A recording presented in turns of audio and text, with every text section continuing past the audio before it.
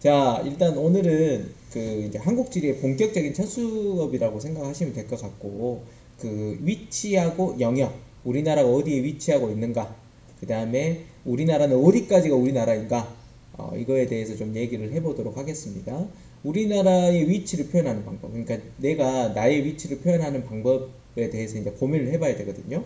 그럼 예를 들어서 저한테 이제 누가 전화를 해가지고 오빠 어디야? 라고 물어보면 제가 얘기해 줄 수 있는 방법이 몇 가지가 있습니다. 첫 번째는 나 지금 동경 125도, 그 다음에 북위 36.5도 뭐 이렇게 얘기를 해주면 이제 욕을 하고 끝내시겠지만 아무튼 그렇게 얘기를 할 수도 있어요.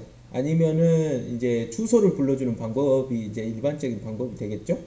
이런 방법이 있고, 그 다음에 오빠 어디야? 라고 물어봤을 때 나 지금 저기 뭐냐 X세대 앞이야, 또는 뭐 우체국 앞이야, 뭐 이런 식으로 주변에 있는 것들을 가지고 나의 위치를 알려주는 방법이 있습니다. 그래서 위치를 나타내는 방법은 이제 한 두 가지 정도가 있는데요. 하나는 수리적으로 알려주는 위치, 그 다음에 하나는 주변에 있는 것들을 가지고 알려주는 위치. 이게 이제 일반적인 공간상의 나의 위치를 정확하게 알려주는 방법입니다. 그런데 우리 지리에서는 위치의 개념을 한 가지를 더 쓰거든요. 그건 무슨 위치냐면 관계적 위치라는 표현을 씁니다. 관계적 위치는 지금 우리나라 상황이 어떤 상황인지, 주변의 정치적인 여건이나 아니면 경제적 여건을 고려해 가지고 이제 표현을 하는 거죠. 이런 걸 관계적 위치라고 표현을 합니다. 그래서 영원히 바뀌지 않는 위치는 수리적 위치와 지리적 위치. 그러니까 아까 수리적 위치는 숫자를 가지고 얘기해 주는 것, 그 다음에 지리적 위치는 어떤 주변의 뭐 건물이나 뭐 이런 걸 갖고 얘기해 주는 것, 이런 것들은 바뀌지 않지만 관계적 위치. 여러분들도 제가 예전에 담임을 하고 그러면 엄청 친하게 지내다가 순간 이렇게 또 확 틀어지고 그러면 관계가 이렇게 어그러지고 그러시잖아요. 같이 밥 먹으러 다니다가 아예 딴 데로 가버리고 뭐 이런 것들이다라고 생각을 하시면 될 것 같습니다. 그래서 이제 본격적으로 수리적 위치부터 하나씩 살펴보면요. 우리나라의 수리적 위치는 일반적으로 위도와 경도로 표현을 해줘야 됩니다. 위도와 경도로. 근데 위도로는 우리는 북반구에 위치하고 있으니까 북위 33도에서 43도입니다. 북위 33도에서 43도. 우리나라 가장 남쪽에 있는 게 마라도거든요. 마라도. 제주도 조금 밑에. 그래서 여기가 33도. 그 다음에 이제 헌법상 우리나라는 북한의 영토까지 우리나라 영역으로 보기 때문에 북한 쪽에 이제 맨 끝 함경북도 온성군 유포진, 여기가 43도입니다. 그러니까 딱 10도죠. 이게 옛날에 우리나라 그 미군하고 소련군이 들어와가지고 우리나라 이제 신탁통치나 이런 걸 결정할 때 33과 43의 중간인 가운데다 그냥 자를 대고 그려가지고 몇 도선에다 자를 그렸겠어요? 38도선에 딱 그랬겠죠? 뭐 이렇게 된다. 그러면 이 위도에 따라서 우리나라는 어떤 특성을 갖게 되느냐? 우리나라가 이제 위치한 지역이 중위도다 보니까 자연스럽게 우리나라는 온대기후가 좀 나타나는 지역이 되겠고요. 물론 북쪽으로 가면 냉대기후 쪽이 나타납니다. 그리고 중위도에 위치하고 있으니까 사계절이 좀 뚜렷하게 나타나는 기후가 나타난다 라고 보시면 되겠습니다. 그 다음에 경도로 놓고 볼게요. 경도로는 우리나라가 124에서 132라고 일반적으로 표현을 하거든요. 그래서 가장 이제 서쪽이 여기 보시면 평안북도 용천군, 여기 마안도라는 섬이 있습니다. 여기가 되겠고요. 그 다음에 이제 동쪽 끝은 여러분들 잘 알다시피 독도 131.52분인데 52분에서 60분이 되는 순간 1도가 넘어가거든요. 그럼 이제 132도 일반적으로 이렇게 얘기를 하시면 됩니다. 그런데 이 경도에 의해서 결정이 되는 건 기후가 결정이 되는 게 아니라 시간대가 결정이 됩니다. 시간대가 결정이 되기 때문에 우리나라는 기본적으로 영국의 그 본초 장호선, 그러니까 시간의 기준선이죠. 시간의 기준선보다 9시간 지금 시간이 빠릅니다. 그러니까 지금 우리가 10시 10분이거든요. 지금 시간이 10시 10분인데 우리가 9시간이 더 빠르기 때문에 영국 입장으로 봤을 때는 영국은 지금 우리보다 9시간이 느리니까 우리는 오전 10시지만 걔네들은 새벽 1시, 오늘 며칠이죠? 4월 8일 새벽 1시 이렇게 된다라고 생각을 하시면 되겠죠. 거기에 이제 아주 중요한 내용으로 한 가지 더 기억을 해주셔야 될 게 뭐냐면, 독도는 우리나라에서 가장 동쪽에 있거든요.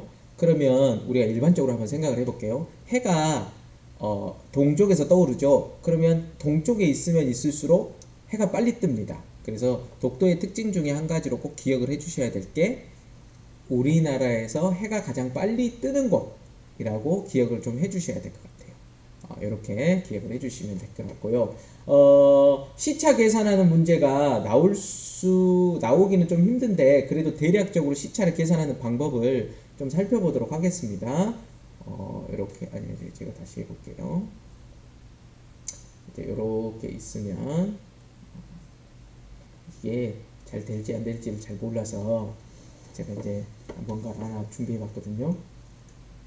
이렇게 있는데, 지금 보시면 여기가 이제 본초 좌우선이라고 이렇게 나오시죠? 여기 나오시는 게 여기가 영국입니다. 영국. 그린위치 천문대. 여기가 이제 영도예요. 이쪽에서부터 동쪽으로 가게 되면 동경, 이쪽으로부터 서쪽으로 가게 되면 서경이 되는 거죠. 서경. 이렇게 동경, 서경. 근데 우리나라는 동경 쪽으로 갑니다. 동경 몇 도냐면, 아까 124에서 132라고 그랬는데, 그러면 원래 정확하게 쓰면 한 128 정도 써야 되거든요. 근데 우리나라는 128을 쓰면 또 시간 계산이나 이런 것도 있고, 예전부터 써왔던 것들이 좀 있고, 그래서 우리나라는 지금 일본의 도쿄, 동경을 지나가는 선이 있거든요. 도쿄를 지나가는 선이 있는데 그게 135도 선입니다. 그래서 우리나라는 동경 135도 선을 쓰고 있다. 이렇게 기억을 해주시면 될 것 같고요. 그래서 왜 더 빠르냐면, 지구가 한 바퀴 이렇게 돌면 360도 도는 거죠. 근데 360도를 돌면 24시간이 지나가는 거기 때문에 15도 지나갈 때마다 1시간씩 차이가 나는 겁니다. 그럼 135를 15로 나누면 얼마가 되죠? 9가 되거든요. 그래서 우리나라가 9시간이 더 빠르다. 이렇게 인식을 하면 될 것 같고요. 그래서 이제 우리가 대략적으로 수직선을 이렇게 대충 딱 그려놓고, 아이고. 아직 좀 서툽니다. 수직선을 이렇게 그려놓고, 여기가 영국이고, 여기가 이제 180 동경, 여기가 180 서경. 이렇게 놓고 보면 우리나라가 135니까 대충 이쯤에 있거든요. 이쯤에 있다라고 보시면 되겠고요. 그래서 15도 지날 때마다 우리가 수직선에서도 이렇게 가면 1시간 플러스 1씩 해주잖아요. 그럼 여기가 15, 뭐 30 이렇게 하면 2시간, 이렇게 1시간 더 해서 이렇게 하면 2시간이 되는 거죠. 그러니까 예를 들어 지금 영국이 새벽 1시였거든요. 그럼 15도에 해당되는 데는 새벽 2시, 그 다음 3시, 4시, 5시, 6시. 그래서 우리가 지금 10시. 대충 이렇게 하시면 될 것 같아요. 그 다음에 이쪽으로 가면 이제 1시간씩 빼주시면 되는 거죠. 계속. 그럼 여기는 0시겠죠. 0시인데 이제 24시 기준으로 하면 4월 8일이 아니라 4월 7일이 되는 겁니다. 4월 7일 24시, 한 칸 더 가면 4월 7일 23시, 뭐 이런 식으로 해가지고 대략적으로 시차 계산하는 것 정도는 어디를 가나 좀 사용될 수 있기 때문에 조금 할 것 같고요. 조금 더 어렵게 시험 문제를 혹시 내게 된다면 관련된 내용들을 조금 정리를 해가지고 다시 전달을 해드리도록 하겠습니다. 보시면 될 것 같고요. 이렇게 보면 우리나라 위도경도 보시면 되겠고요. 그 다음에 이제 우리나라의 지리적 위치인데요. 지리적 위치는 기본적으로 우리나라가 이렇게 보시면요, 이렇게 표현하시면 됩니다. 우리나라의 지리적 위치는요, 이 대륙을 우리가 유라시아 대륙이라고 하거든요. 유라시아 대륙의 동쪽에 위치하고 있다. 이런 식으로 표현을 합니다. 일반적으로. 그 다음에 이제 우리나라 위치를 표현할 때는 삼면이 바다로 둘러싸여 있는 반도 국가다. 이것도 바뀌지 않겠죠? 유라시아 동쪽에 있다는 것도 바뀔까요? 안 바뀔까요? 당연히 바뀌지 않겠죠? 그러니까 이런 것들, 이렇게 지리적으로 위치를 표현하는 것도 절대적인 위치가 되는 겁니다. 그래서 이런 것들이 절대적 위치에 해당된다라고 보시면 될 것 같고요. 그래서 여기 보시면 유라시아 대륙의 동쪽에 위치한다. 그래서 우리나라는 조금 연교차가 커요. 유럽이나 이런 데에 비해서. 겨울이 좀 춥고 여름이 좀 더 덥고. 그 자세한 내용은 세계지리 들으신 분들은 좀 잘 이해하실 건데, 조금 내용이 좀 설명이 좀 기니까 이건 다음에 설명을 하도록 하고요. 그 다음에 이제 계절풍이 봅니다. 계절풍. 그래서 전 세계에서 어찌 보면 가장 큰 대륙과 가장 큰 바다가 만나는 그 중간 지점에 위치하고 있거든요. 그러면 이제 우리가 비열의 차이가 좀 나요. 비열이라는 건 어떤 저기 물질을 1도 올리는데 필요한 열. 그러니까 우리가 과학 시간에도 이제 여러 차례 뭐 여러분들 실험도 해보고 그러실 수 있겠지만 똑같은 열을 가했을 때 모래하고 물 중에 모래가 훨씬 더 빨리 뜨거워지거든요. 비열이 작아서 그런 거예요. 1도 올리는데 열이 조금만 필요해서. 그러니까 여름이 되면 여기가 훨씬 뜨거워지고 바다는 상대적으로 좀 차가워지고 겨울이 되면 대륙이 식는 속도가 훨씬 빨라집니다. 그리고 바다가 저기 식는 속도는 좀 느리고 그래서 상대적으로 기온 차이가 좀 나기 때문에 기온 차이가 나는 거에 따라서 고기압, 저기압이 결정이 돼요. 그래서 고기압은 기온이 좀 낮은 곳에서는 하강 기류가 발생하니까 고기압이 나타나고 그 다음에 이제 그 기온이 좀 높은 곳에서는 상승 기류가 발생하니까 저기압이 나타나거든요. 그럼 이제 여름은 여기가 기온이 높으니까 상승 기류가 발생해서 저기압, 상대적으로 바다 쪽은 고기압.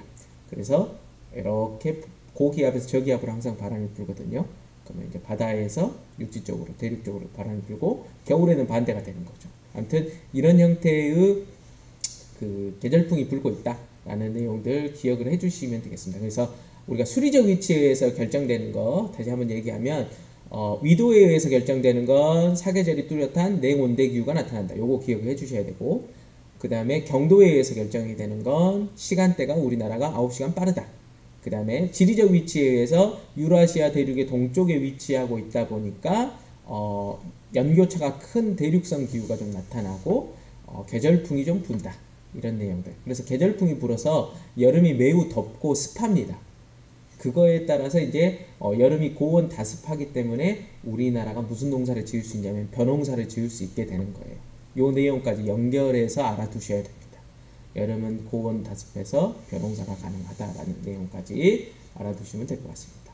그 다음에 이제 관계적 위치. 관계적 위치는 이제 최근이나 이제 역사적으로 봤을 때 우리나라가 전 세계적인 측면에서 어떤 위치에 위치하고 있었느냐라는 거거든요.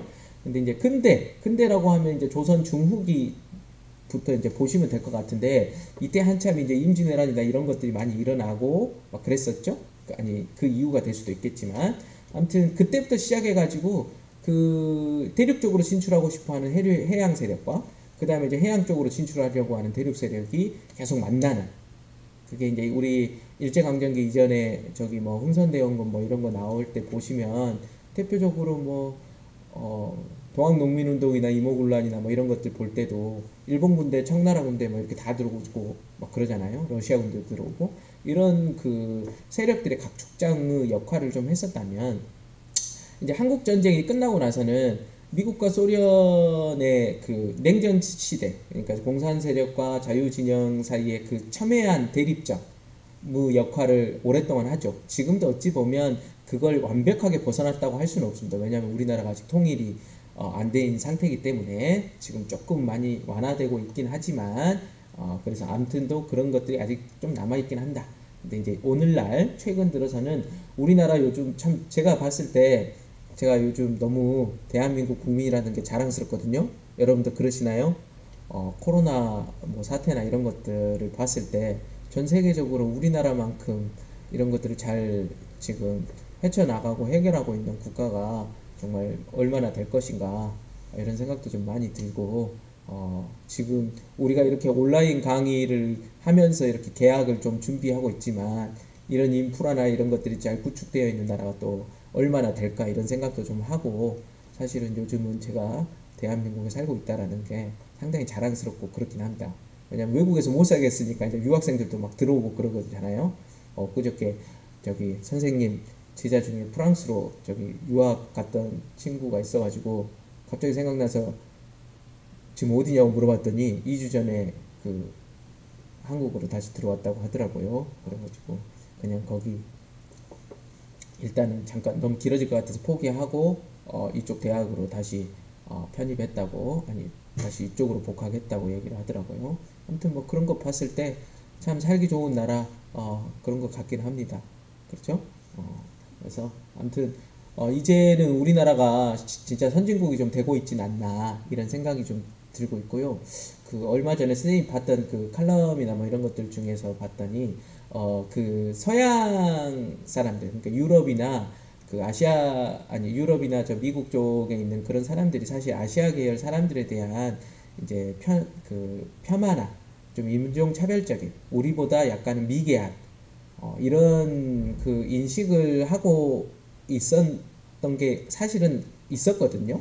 근데 이번 코로나 사태 이후에 그 사람들이 전통적으로 갖고 있던 오리엔탈리즘, 그러니까 동양에 대한 자기들의 우월의식 이런 것들이 조금 많이 희석되지는 않을까 이런 내용을 담은 칼럼이었는데 상당히 일리가 있고 의미가 있었던 것 같다는 생각을 했습니다.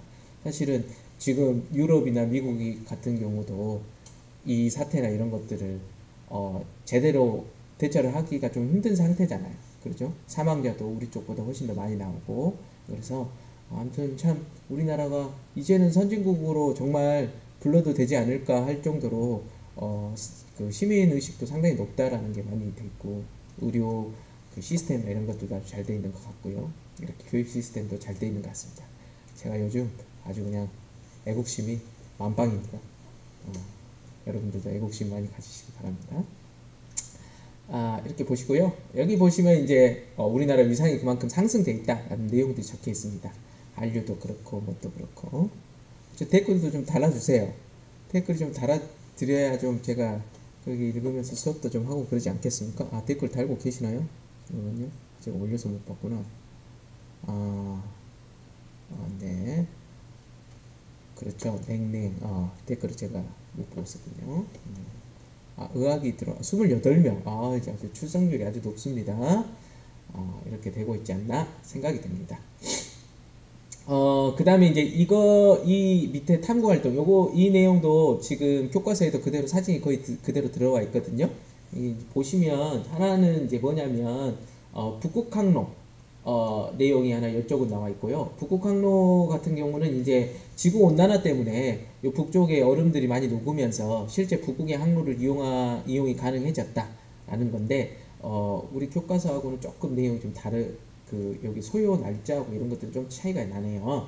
근데 아무튼 기존의 부산항에서 출발해서 수에즈운하 통과해가지고 유럽 쪽으로 들어가는 길보다는 북극 항로를 이용했을 때 훨씬 더 단축될 수 있다. 그래서 전 세계 가장 큰 경제권이라고 할 수 있는 우리나라 이쪽 경제권하고 동아시아 경제권하고 유럽 경제권이 연결되는데 이런 것들이 좀 활용이 되고 있다라는 거고요. 아시안 하이웨이는 뭐냐면 이제 이거는 우리나라가 통일이 된다라는 걸 어느 정도는 가정을 하거나 아니면 북한하고 어느 정도 협력이 됐다고 생각을 해가지고 그 유럽에서부터 이제 아시아, 이 동아시아와 그 다음에 이 유럽의 경제권을 육로로 연결하는 형태가 되는 거죠.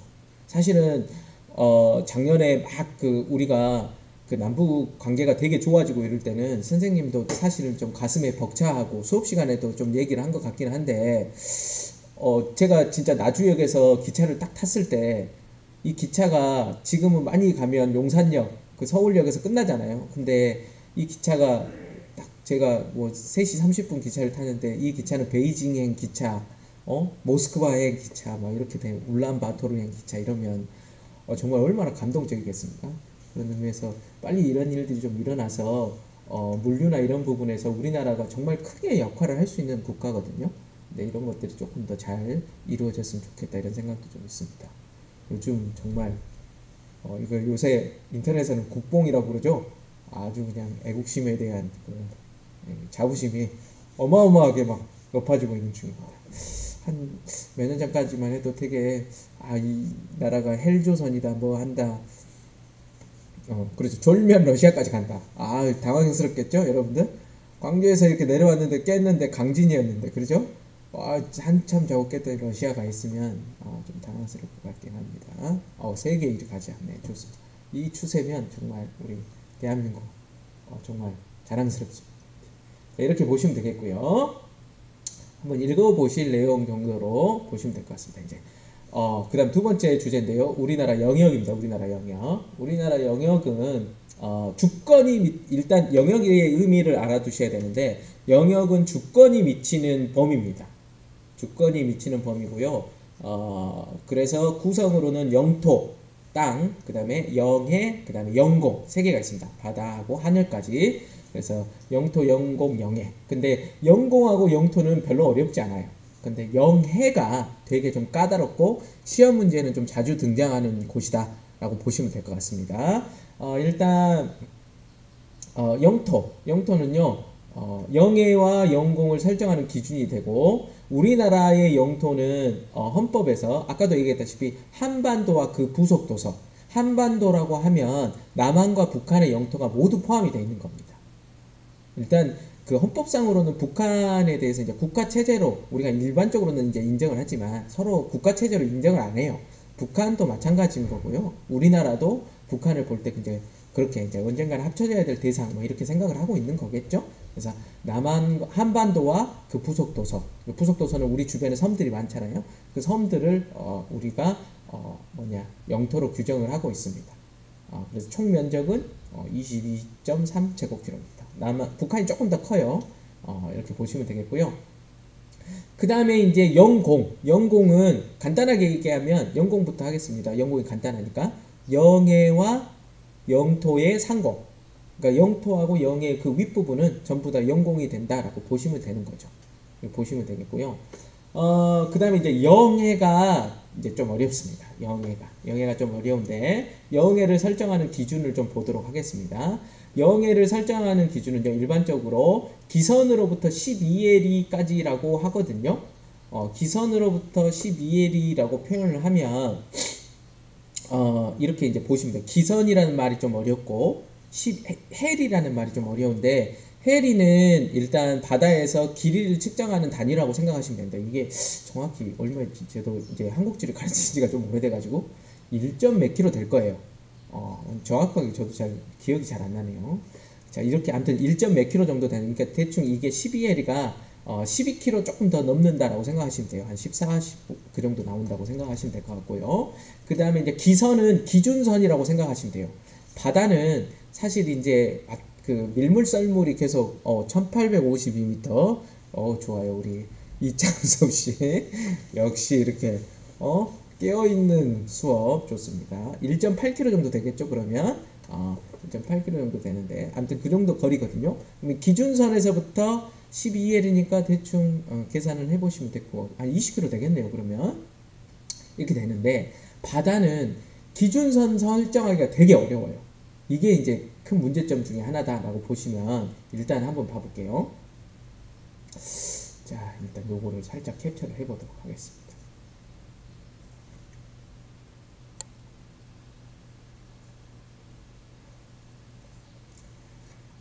일단 제가 이거 쓰기가 좀 우리나라 지도를 그려볼게요.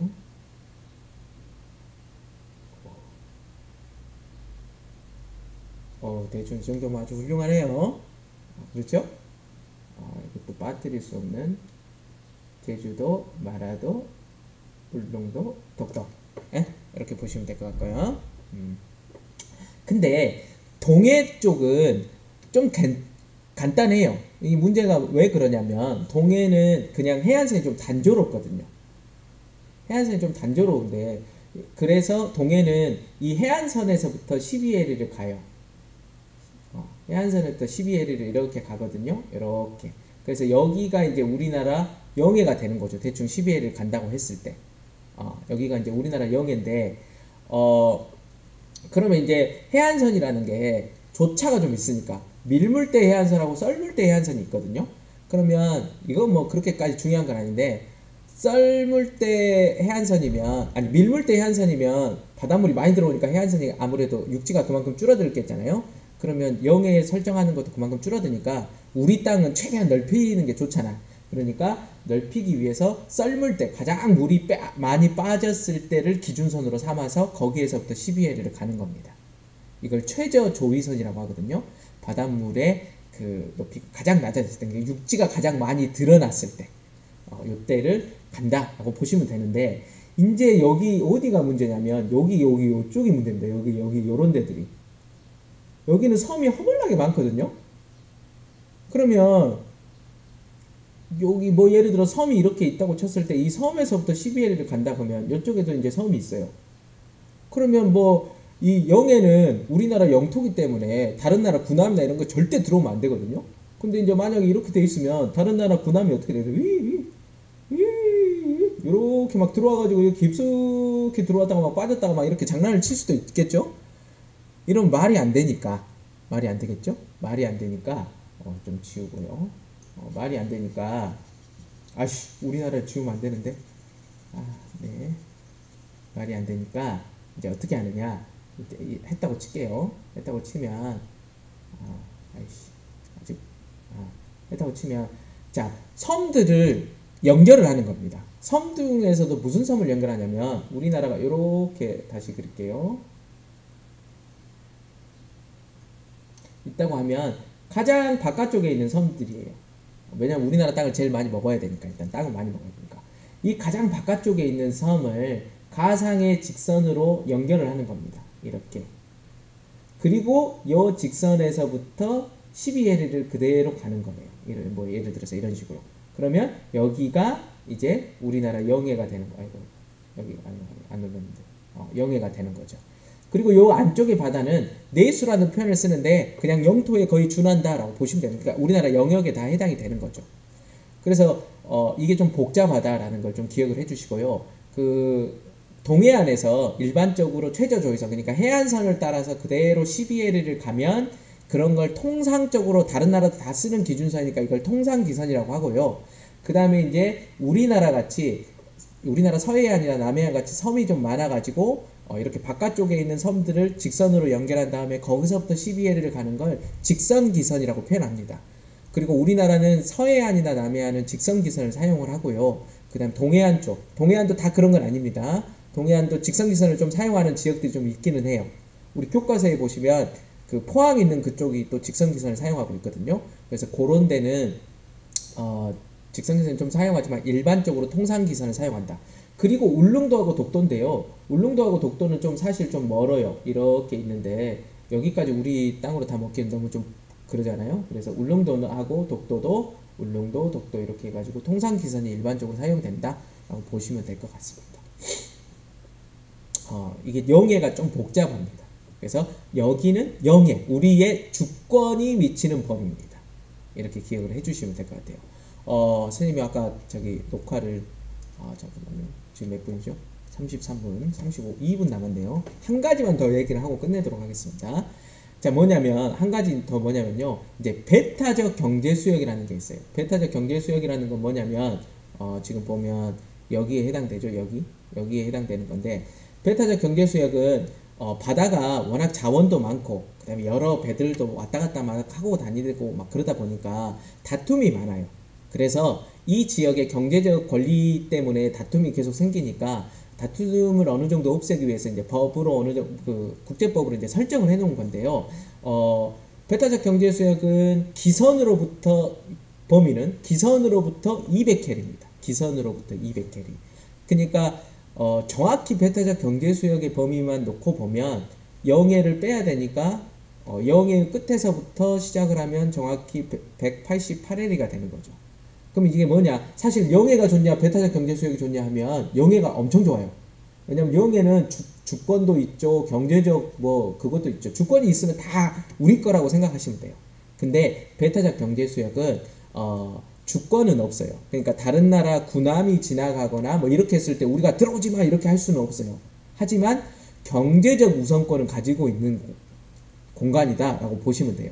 그러니까 다른 나라 배가 여기 배타적 경제수역에 들어와 가지고 물고기를 잡는다.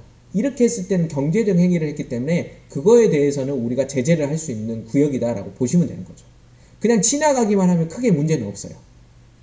근데 거기에서 경제적 행위를 했을 때는 문제가 되는 게 배타적 경제수역이다.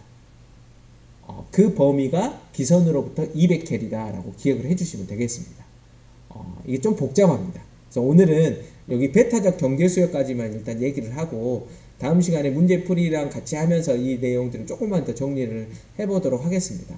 오늘 저기 그 과제는 일주일에 한 번만 검사를 할게요. 복잡하니까 그 과제 검사도 어제 우리 한 것 같이 사진을 찍으세요. 내가 수업 공부를 했다라는 걸. 그럼 제가 설명한 내용들이 그려져 있거나 아니면 써져 있거나 그러면 되겠죠? 그럼 그거를 제가 이제 교재로 아니 과제로 이제 하도록 하겠습니다. 그렇게 하시고 과제는 여러분들 힘드시니까 카톡으로 보내시면 돼요. 아셨죠? 카톡으로 보내시면 되고 내일부터는 정식으로 하는 거라고 얘기를 했습니다. 그러니까 내일부터는 그 수업 잘 될 때 1교시에 들어오셔야 돼요. 1교시에 들어오시고 혹 못 들어오시는 분들이 있으면은 선생님한테 연락을 미리 줘가지고 다음에 강의를 듣겠다.